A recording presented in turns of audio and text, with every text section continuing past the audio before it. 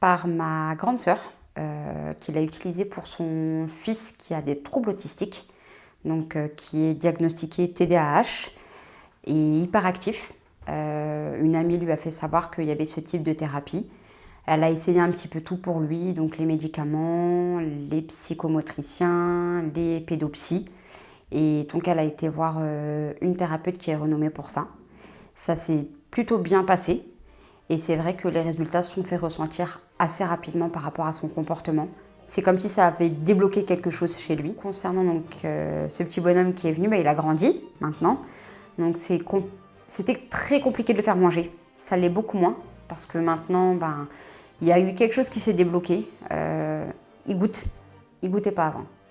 Alors il pouvait se laisser mourir de faim 3 jours, pas de problème. Il goûtait rien, il voulait pas savoir.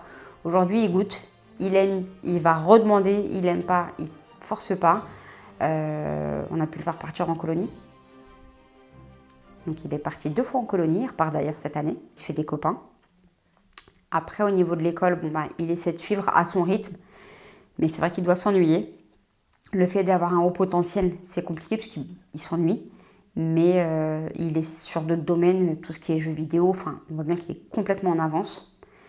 Donc après, voilà, il faut savoir mettre en avant ce qu'il arrive à bien faire et pallier sur là où c'est plus compliqué pour lui. Au niveau de ses émotions, c'est quelqu'un qui était dans son coin, qui ne se mélangeait pas du tout.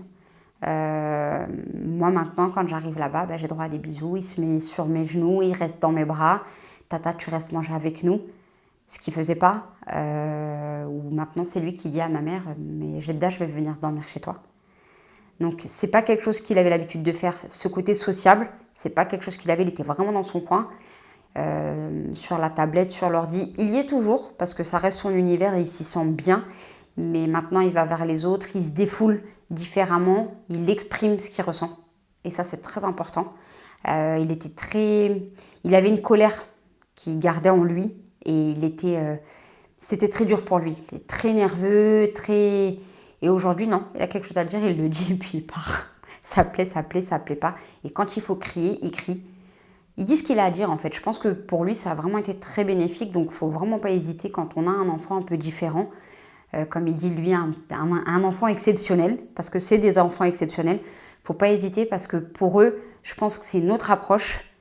Ils ne se sentent pas oppressés. Ils ne se sentent pas avec un étranger. Ils ont l'impression d'être avec quelqu'un de la famille. Et ça, je pense que c'est très important.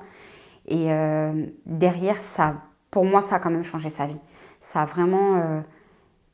ça l'a fait sortir de sa bulle.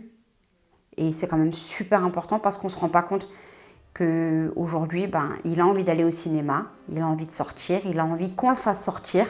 Alors qu'à une époque, il y avait du soleil, il ne voulait pas sortir. Il y a du soleil, je ne sors pas. C'est fini, pas longtemps après qu'il soit venu, ma soeur a arrêté de lui donner. Voilà. Puisque de toutes les manières, c'était fait pour canaliser son énergie, entre parenthèses, pour le calmer.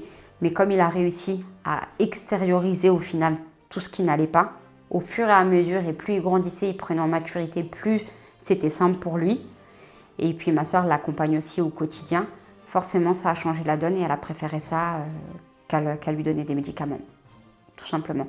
L'école, c'est plus compliqué parce qu'il a plus de mal à se concentrer.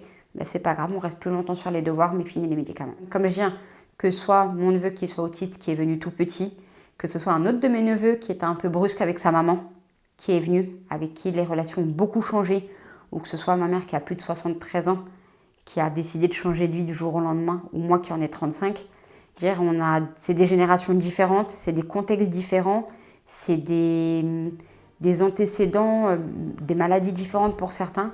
Et pourtant, le résultat, il a été bénéfique pour chacun. Donc je pense qu'à un moment, il faut se poser les bonnes questions.